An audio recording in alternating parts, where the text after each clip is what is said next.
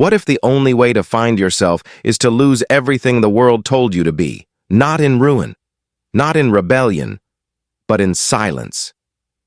This is where the story of Michel de Montaigne begins, not as a philosopher perched in comfort, but as a man, quietly drowning in a world of noise. He had everything: wealth, prestige, political office, family legacy. From the outside, it looked like a perfect life, but on the inside, something was breaking, not with a scream, but with a whisper. One morning, Montaigne walked away. He left his position in government. He left the endless noise of society. He withdrew to a tower in the countryside, not to escape, but to confront. A terrifying question. Who am I without all of this?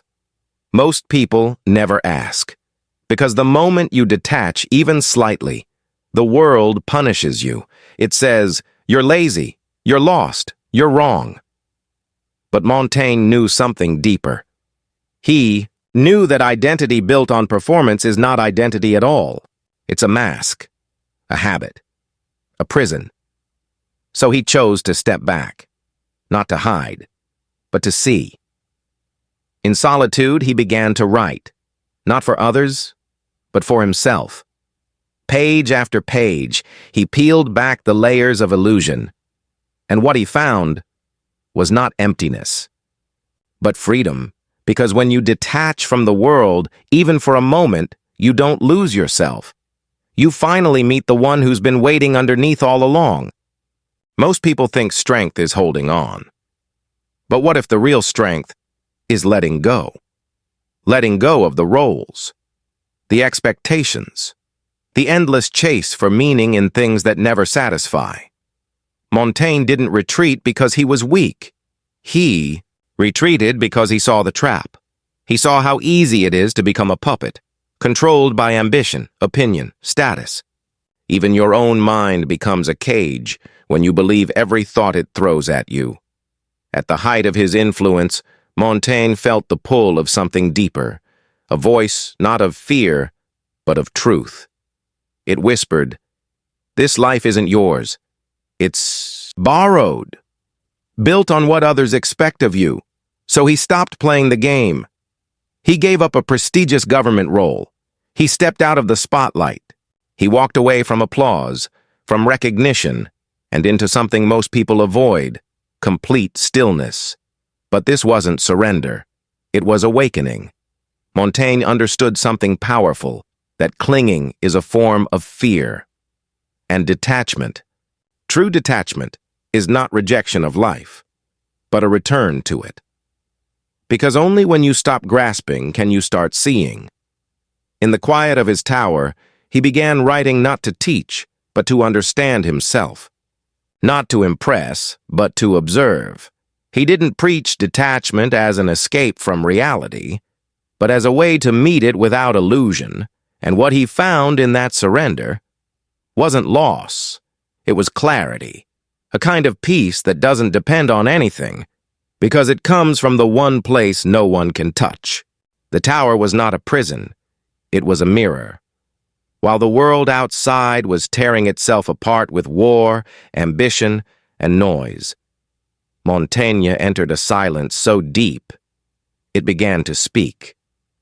Alone in his circular library, he surrounded himself with the voices of the past: Seneca, Socrates, Lucretius, philosophers who had walked the edge of the human soul. But he wasn't searching for answers. He was searching for honesty. And in that quiet, something rare happened. Montaigne began to observe, his own mind like a scientist. He watched his thoughts rise, fall, contradict, and repeat. He realized he wasn't his thoughts, he wasn't his moods, he wasn't even his beliefs. He was something deeper. The observer behind the noise. In solitude, he stopped performing. There was no one to impress, no role to play. And for the first time, he wrote exactly what he thought, without filter, without fear. What emerged was a new kind of writing, the personal essay, Not a sermon, not a declaration, but a raw, unedited window into the human experience. And that was the hidden power Montaigne discovered. When you detach from the world, you don't disappear. You become more real. Solitude did not make him cold. It made him clear. Because when you strip away the distractions, you don't find a hollow shell. You find the one thing that never needed fixing, yourself. Not as the world sees you, but as you actually are. What if you've never truly been lost? Only buried beneath expectation, buried beneath noise, buried beneath everything you thought you had to be. This is the secret Montaigne quietly uncovered. Not in fame, not in noise, but in stillness. He realized the soul doesn't scream, it whispers. And most people never hear it, because the volume of the world is turned up too loud. We think we have to chase something to become something. But Montaigne's life revealed the opposite. He didn't chase enlightenment. He didn't conquer mountains. He sat with himself. And that was enough. Because when you truly detach, not from love, not from purpose, but from illusion, you begin to see what's always been there. You begin to realize that your value was never in your resume, your relationships, your reputation. It was in your being. There's something terrifying about solitude. Not because it isolates you, but because it forces you to meet the self you've avoided your entire life. The self without labels, without roles, without the mask. Most people spend their lives running from this meeting. Montaigne walked straight into it, and here's the truth. He didn't find perfection. He found contradiction, fear, longing, joy. He found what it means to be fully, painfully, beautifully human, and he made peace with it. That is the hidden power of detachment. Not to float above life, but to enter it fully, without clinging, to hold nothing, and finally feel everything.